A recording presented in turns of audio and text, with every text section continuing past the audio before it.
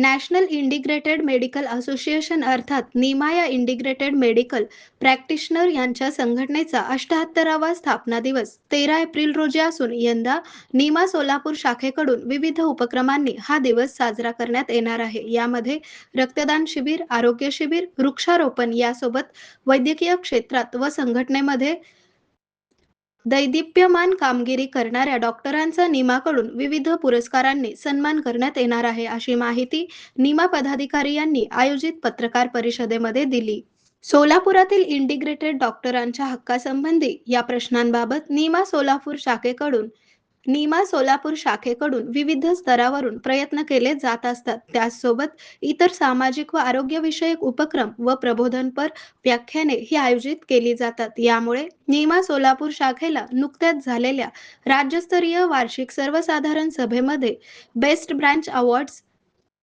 Branch award यांसह विविध पारितोषिके देऊन सन्मानित करण्यात आले आहे. या पत्रकार परिषदेसाठी निमाचे माजी राष्ट्रीय अध्यक्ष doctor Vinayak Tembhurnikar, doctor Sahebrao Gaikwad, doctor Raviraj Gaikwad, doctor Subhash Bhange, doctor Nitin Baldawa, doctor Nagnath Jiddimani, doctor Abhijit Pujari, doctor Praveen Nanaware, doctor Shruti Marathe, doctor Pallavi Bhake, doctor Ashwini Degaonkar, doctor Rajashree Math, doctor Wale, doctor Yogesh Udgirkar, doctor Utkarsh Vaid इत्यादी डॉक्टर्स उपस्थित होते. आरोग्य म्हणजे केवळ औषध नाही, तर निसर्गाच्या योग्य उपचारांनी मिळणारी खरी आरामदायक अनुभूती.